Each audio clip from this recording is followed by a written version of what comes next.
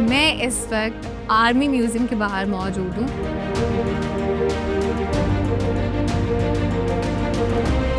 ये army museum 2017 में आवाम के लिए ओपन किया गया। आर्मी म्यूज़ियम में दाखिल होते ही जो पहली गैलरी आपको मिलती है वो है शोहदा gallery.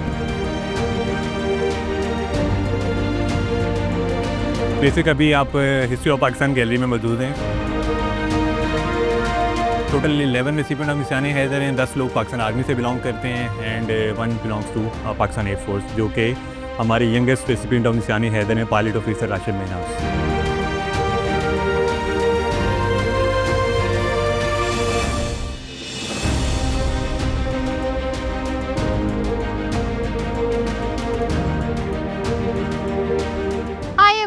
Assalamualaikum. Good morning. I'm Rafia Aslam and a very warm welcome to all of you to Discovery Ride with Rafia Aslam। और मैं इस वक्त आर्मी म्यूज़ियम के बाहर मौजूद हूँ क्योंकि 14 अगस्त जो है वो आने को है, 14 अगस्त आने को है। और 14 अगस्त जो है आपको पता है कि आज़ादी का दिन है ये हमारे लिए। इस दिन हमें आज़ादी मिली और इतनी आसानी से आज़ादी नहीं मिली, बहुत सारी मुश्किलात के बाद ये दिन देखने को मिला। तो इस दिन पे बेहतरीन जगह जो आने को थी दैट वाज आर्मी म्यूज़ियम। तो यहाँ पे ना सिर्फ आपको 14 अगस्त 1947 के हवाले से इंफॉर्मेशन मिलेगी, बल्कि उसके अलावा बाकी भी जितनी जंगें रही और किस तरह से पाकिस्तान ने क्या क्या कुर्बानियाँ दी, उस सारी जो है इंफॉर्मेशन आपको यहाँ पे मिलेगी।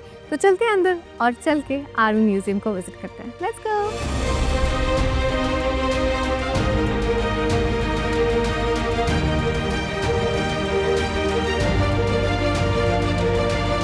मैं इस वक्त आर्मी म्यूज़ियम के अंदर मौजूद हूँ और आर्मी म्यूज़ियम में दाखिल होते ही जो पहली गैलरी आपको मिलती है वो है शोहदा गैलरी।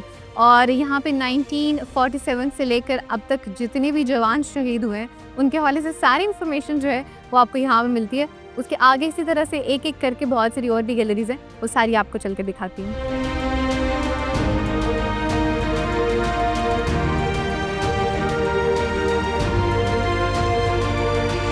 जो नेक्स्ट डिस्प्ले आपको मिलता है that is of chief army staff.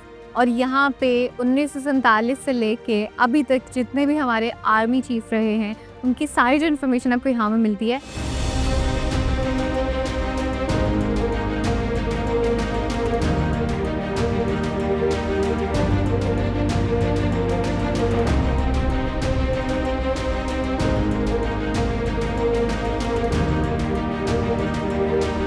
मेरे साथ इस वक्त तहरीम आज़म मौजूद हैं जो कि यहाँ पे म्यूज़ियम गाइड हैं। आइए चल के उनसे म्यूज़ियम के हवाले से पूछते हैं। तहरीम, मुझे सबसे पहले म्यूज़ियम के हवाले से थोड़ा सा एक ओवरऑल व्यू दीजिएगा प्लीज़। ये आर्मी म्यूज़ियम 2017 में आवाम के लिए ओपन किया गया है और इसमें आप जितनी भी गैलरीज देखेंगे वो हमने ईयर वाइज दिखाई हैं कि कैसे पहले हिस्ट्री ऑफ पाकिस्तान दिखाया है, फिर हमने दिखाया है 1947, फिर 48 की जंग, 65 की जंग। इस तरह ये पूरा हमने क्रोनोलॉजिकली ऑर्डर वाइज दिखाया है। बिल्कुल सही। और आर्मी म्यूज़ियम को बनाने का मकसद ये था कि जो 2 मकसद थे। पहला मकसद था कि हम जो हमारी हिस्ट्री है उस हिस्ट्री को हम एक कॉम्प्रिहेंसिव वे में प्रिजर्व करें और आवाम के सामने पेश करें। बिल्कुल, हमारी नेशनल हिस्ट्री को भी और हमारी मिलिट्री हिस्ट्री को। राइट।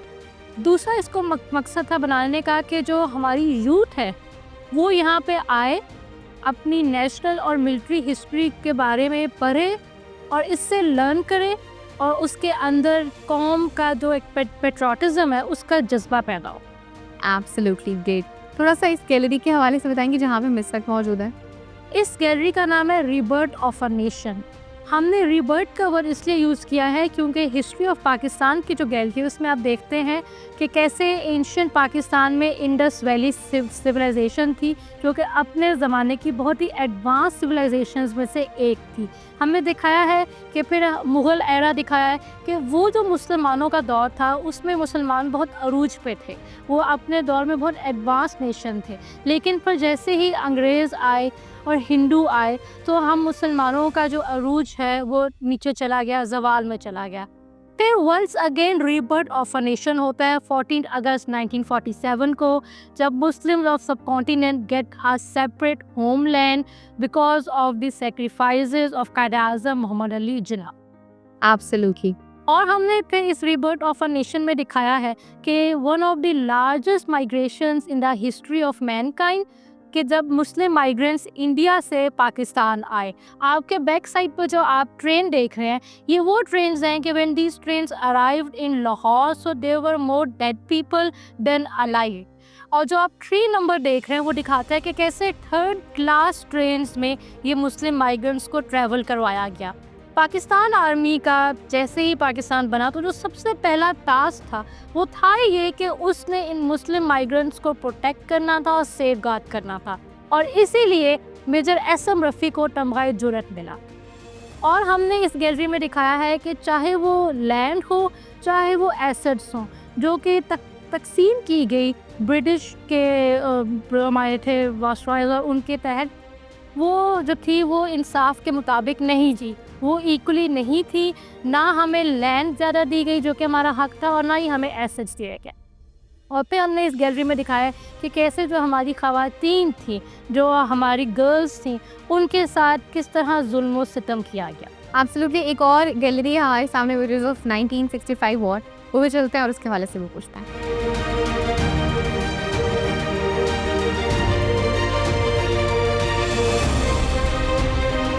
हम इस वक्त 1965 वॉर गैलरी में मौजूद हैं। तहरी, मुझे यहाँ के हवाले से थोड़ा सा बताइएगा प्लीज़। इसकी जो थीम है वो हमने दिखाया कलर ऑफ सॉइल, कि कैसे पाकिस्तान आर्मी ने अपने सॉइल का, अपनी ज़मीन का दिफा किया। पहला सेक्टर हमने लाहौर सेक्टर दिखाया है, जहाँ पे BRB कनाल के मकाम पर मुल्क का दिफा किया गया। दूसरा सेक्टर हमने कसूर सेक्टर दिखाया है, जहाँ पे पाकिस्तान आर्मी ने ना कि सिर्फ कसूर शहर का दिफा किया, बल्कि they capture the Indian city of Khemkaran. तीसरा सेक्टर हमने सियालकोट सेक्टर दिखाया है, जहाँ पर सेकेंड वर्ल्ड वॉर के बाद सबसे बड़ी टैंकों की जंग हुई चविंडा के मकाम पर, और इसीलिए इसको graveyard of Indian tanks भी कहा जाता है। फिर हमें बताया कि कैसे हुर मुजाहिदीन ने पाकिस्तान आर्मी के साथ शाना बशाना खड़े होकर अपने राजस्थान सेक्टर का दिफा किया। हमें बताया कैसे पाकिस्तान एयरफोर्स के MM आलम ने in less than a minute 5 Indian टायरों को तबाह करके वर्ल्ड रिकॉर्ड बनाया। फिर हमने एक डिस्प्ले दिखाया है जिसमें हमने वो तमाम चीज़ें दिखाई हैं, लाइक वेपन्स और जो चीज़ें होती हैं जो कि इस जंग में पाकिस्तानी सिपाही के यूज़ में थी when he was fighting for Pakistan in the battle field. यहाँ पे आप जो जीप देख रहे हैं ये हमारी वॉर ट्रॉफ़ी है, ये रियल इंडियन जीप है। इसको पाकिस्तानी यूनिट 15 FF ने कैप्चर किया। यहाँ पर जो आप पिक्चर्स देख रहे हैं ये इस जंग के जितने भी मार्टर्स हैं ये उनकी पिक्चर हैं, और हमने इनको एज अ डिफेंसिव लाइन दिखाया है between India and Pakistan. Absolutely.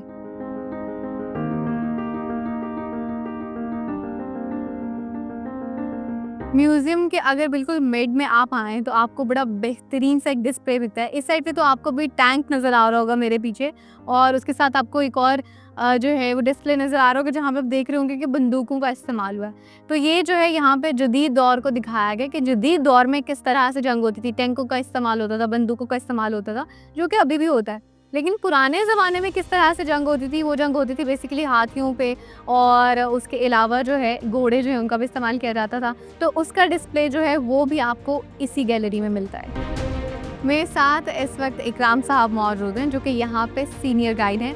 आइए उनसे चल के हिस्ट्री ऑफ पाकिस्तान गैलरी के हवाले से पूछते हैं।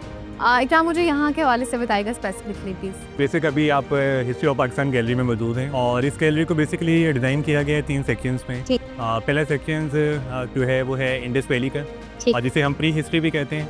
और सेकंड पार्ट में हम लोग जाएंगे तो वो है इन्वेजन्स, फॉरेन इन्वेजन्स, कितने लोगों ने यहाँ पे किए, कितने लोगों ने अटैक करने की कोशिश की है। और जो लास्ट सेक्शन है हमारा वो है पाकिस्तान की हिस्ट्री, पाकिस्तान की मूवमेंट। पाकिस्तान की मूवमेंट स्टार्ट हुई है देन टिल 1947। अच्छा, थोड़ा सा मुझे इसके हवाले से स्पेसिफिकली बताइए। हाँ जी बिल्कुल। यहाँ पे हम सामने आए तो हमें पाकिस्तान की मूवमेंट देखने को मिलती है। ठीक है। उसका आगाज़ होता है ब्रिटिशर्स के टाइम से, जब ब्रिटिशर्स ने रूल किया इस एरिया को बेसिकली 100 ईयर्स, और उनके टाइम में हमारे लोगों ने 1857 की जंग आज़ादी लड़ी है, और जिसे ब्रिटिशर्स बगावत कहते हैं। वो जंग तो बेसिकली नाकाम हो गई थी। उसकी नाकामी के बाद ब्रिटिशर्स ने क्या किया, लोगों को पनिशमेंट देना शुरू की मुख्तलिफ तरीक़ों से, किसी को हैंग कर देना, किसी को स्लॉटर दिला देना, काट देना, जो भी बात क्या करता था। बिल्कुल।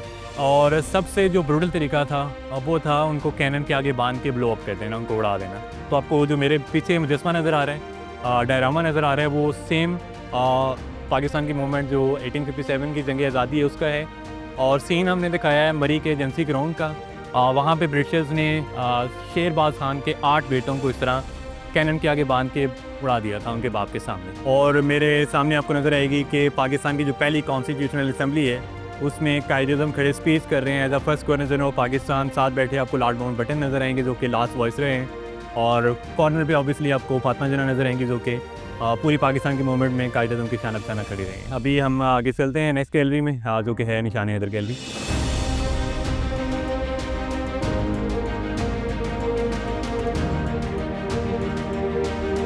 जी, तो निशान हैदर पाकिस्तान का हाईएस्ट गैलेंट्री अवार्ड है। पाकिस्तान की जो 3 आर्म फोर्सेस हैं, पाकिस्तान नेवी, एयरफोर्स और पाकिस्तान आर्मी, इसका कोई भी सोल्जर या officer beyond the call of duty कोई भी काम करता है उसको निशान हैदर से नवाजा जाता है। तो अब तक हमारे 11 रिसिपेंट ऑफ निशान हैदर हैं जिन्होंने डिफरेंट वॉर्स में beyond the call of duty जाके डिफरेंट काम सर अंजाम दिए हैं, कुर्बानी दी इस मुल्क के लिए, और उनके आपको बस्ट इस गैलरी में नज़र आएंगे। तो basic theme of this gallery इस हेवनली बेस पे हमने ये गैलरी डिज़ाइन की है क्योंकि हमारा बिलीफ है एक इस्लामिक के शहीद कभी मरता नहीं है। शहीद को मुर्दा ना कहो, वो अपना रिस्क पा रहा है। तो उसी बेस पे ये गैलरी डिज़ाइन की गई है कि आपको जो अगर बस नज़र आएंगे इसमें वो आपको ऐसा लगेगा कि ये हेवन में बैठे हुए हैं और वहाँ से आपको देख रहे हैं। और total 11 recipient of Nishan Haider हैं। 10 लोग पाकिस्तान आर्मी से बिलोंग करते हैं and 1 belongs to Pakistan air force, जो कि हमारे youngest recipient of Nishan Haider हैं, पायलट ऑफिसर राशिद महनाज। और पहले 2 जो आपको हैं वो नज़र आएंगे वो 1948 की जंग जो हमारी कश्मीर में हुई थी, the first war between India and Pakistan, और उसमें इनको निशान हैदर मिला the captain Mohammad Sarwar and Naik Saif Ali Janjua. Naik Saif Ali Janjua की बात करें तो उनका जिक्र बहुत कम मिलता है हमें किताबों में क्योंकि वो कश्मीर से बिलोंग करते थे, तो उनको जो कश्मीर का हाईएस्ट गैलेंट्री अवार्ड है हिलाल कश्मीर, उससे नवाजा गया था। बट इन 1995 इसको इक्विवेलेंट करा दिया गया था निशान हैदर के। दैन तब से ये हमारे 11th recipient of Nishan Haider है। और थर्ड वन जो है वो 1958 की जो वॉर हुई थी ईस्ट पाकिस्तान में। ईस्ट पाकिस्तान 1958 में पाकिस्तान का हिस्सा था जो कि अब बांग्लादेश बन चुका है। वहाँ पे एक छोटी सी झड़प हुई थी और वहाँ पे इन्होंने दुश्मन से लड़ते हुए जामनी शहादत नोश किया था और उनको वहाँ पर निशान हैदर मिला था। And fourth one belongs to 1965 war and he is the only recipient of निशान हैदर from 1965 war। इन्होंने लाहौर में बरकी विलेज में डबल स्टोरी बिल्डिंग पे अपनी कमांड पोस्ट बनाई थी और वहाँ पे 100 सोल्जर्स के साथ इंडिया के 4000 सोल्जर्स का मुकाबला किया था और 15 दिन तक वहाँ पे डटे रहे थे। और उसके बाद 1971 की जंग की बात करें तो हमारे सबसे ज़्यादा निशान हैदर के रेसिपेंट 1971 की जंग के हैं।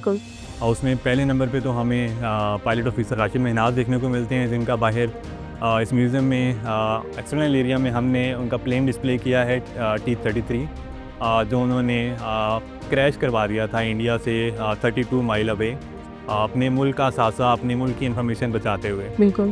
तो एंड हमारे नेक्स्ट जो निशान हैदर के रेसिपेंट हैं वो हैं मेजर मोहम्मद अकरम शहीद। हिली सेक्टर में जंग होती है ईस्ट पाकिस्तान की और वहाँ पे इनको टारगेट मिलता है अपनी जो पोस्ट है उसको डिफेंड करने का और 100 सोल्जर्स की ये कमांड कर रहे होते हैं और सामने से 3000 इंडिया के सोल्जर्स इन पे अटैक करते हैं और फोर्टनाइटली ये डिफेंड करते हैं अपनी पोस्ट को, अपने मोर्चे से निकल के आके अपने सोल्जर्स को इंस्ट्रक्शन देते हैं। और इसी दौरान जब वो अपने मोर्चे से निकल के बाहर खड़े होते हैं अपने सोल्जर्स को इंस्ट्रक्शन दे रहे होते हैं और इनको एंटी मशीन गन का बस लगता है सीने पे आगे, जिसकी वजह से इनकी शहादत होती है।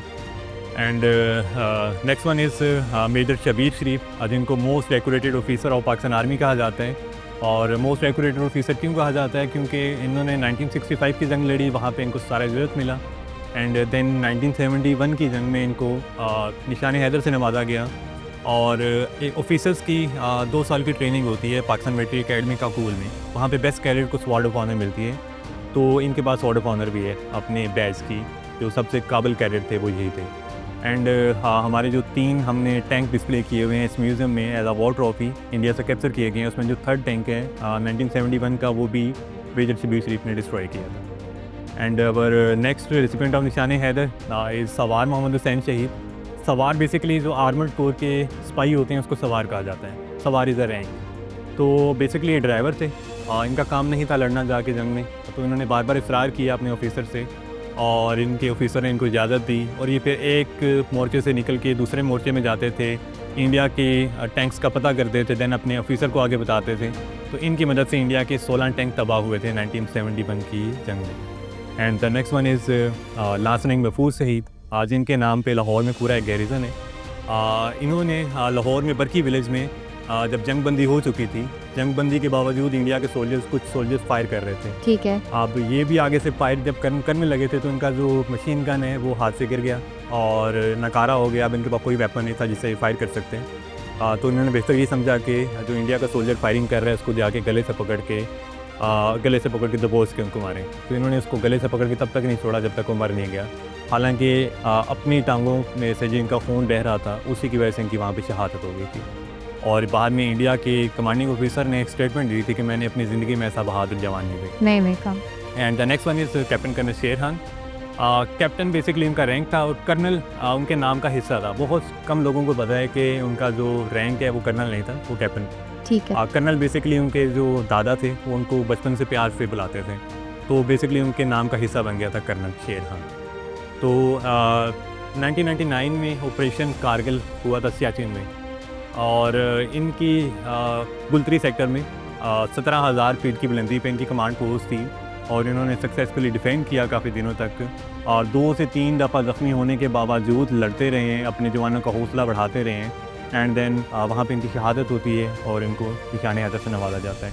And the last one is havildar Lalak Jan, और ये भी हमारे कारगिल ऑपरेशन के निशान हैदर रेसिपेंट हैं, शहीद हैं। अपने 2 सोल्जर्स के साथ, 2 साथियों के साथ अपनी पोस्ट को डिफेंड करते हैं, काफ़ी दिनों तक वहाँ पर डटे रहते हैं। एंड देन लास्टली इस मुल्क का दिफा करते हुए जाम शहादत नोश करते हैं। और पाकिस्तान गवर्नमेंट इनके कारनामे को देखते हुए और इनके जज्बे को देखते हुए इनको निशान हैदर से नवाजती है। Absolutely, thank you so much.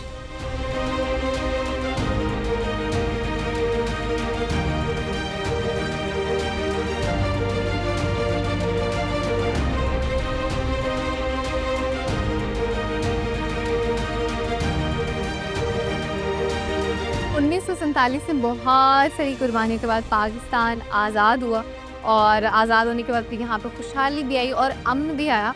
लेकिन उसके कुछ अरसे के बाद दहशत गर्दी ने पाकिस्तान को घेर लिया और उसको ख़त्म करने के लिए फिर मुख्तलिफ ऑपरेशंस किए गए, जिसमें एक ऑपरेशन था ऑपरेशन राह रास्त, फिर उसके अलावा ऑपरेशन राह निजात और उसके अलावा जो तीसरा ऑपरेशन था ऑपरेशन शेरदिल, जो कि सबसे बड़ा ऑपरेशन था। और ये जो ऑपरेशंस थे दहशत गर्दी को ख़त्म करने के लिए बहुत सक्सेसफुल रहे।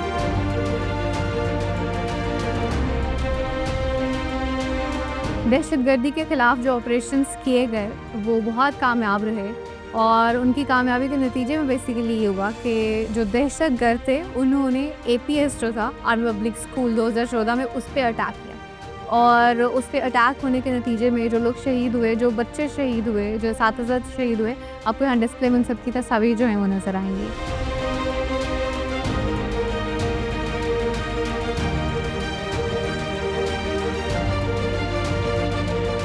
APS के हमले के बाद ऑपरेशन ज़र्ब-ए-अज़्म किया गया, जो कि बहुत कामयाब रहा। और ऑपरेशन ज़र्ब-ए-अज़्म के बाद फिर ऑपरेशन खैबर 1 और खैबर 2 भी किया गया। और यहाँ पे फिर जो शहदा थे इस ऑपरेशन में, जो भी हमारे जवान शहीद हुए, वो सारे भी जो है आपको सारी इन्फॉर्मेशन यहाँ पर के हवाले से मिल गई।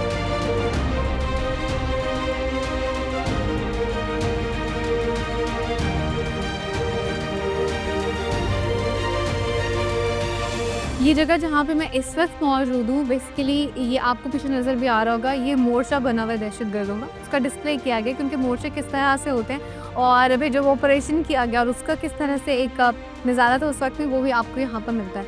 और थोड़ा सा अगर अंदर जाएँ तो आपको वो सारे वेपन्स जो हैं वो मिलेंगे, वो सारा असलहा मिलेगा जो कि दहशत गर्दों से कैप्चर किया गया और उसी असलहे में बेसिकली इंडियन वेपन्स जो हैं वो भी आपको मिलते हैं।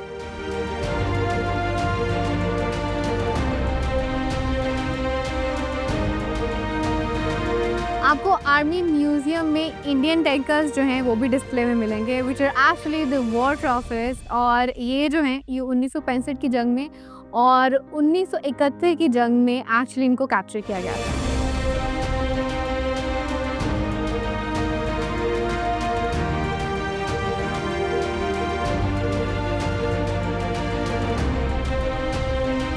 It has been a great experience at Army Museum Lahore. बहुत मज़ा आया और यहाँ पे आपको पाकिस्तान की जो सारी की सारी हिस्ट्री है वो आपको मिलती है 1947 से लेके अब तक की, और जिसमें डिफरेंट गैलरीज जो है उनको डिस्प्ले किया गया है, और इसके अलावा सैचिन की गैलरी जो है उसको भी डिस्प्ले किया गया. And there were lot of other galleries. ABS को जो वाक़या हुआ उसके हवाले से और वैसे भी इन जनरल भी आपको 1947 से लेकर ऑनवर्ड सारी की सारी इंफॉर्मेशन यहाँ पर मिलती है, और मेरा तो बड़ा बेहतरीन से यहाँ पे वक्त गुजरा है. And you guys must visit that place. इंशाल्लाह आपसे मुलाकात होगी at some other place. Till then take care of yourself and keep watching Discover Pakistan and keep watching Discovery Ride with Rafia Aslam. अल्लाह हाफिज़.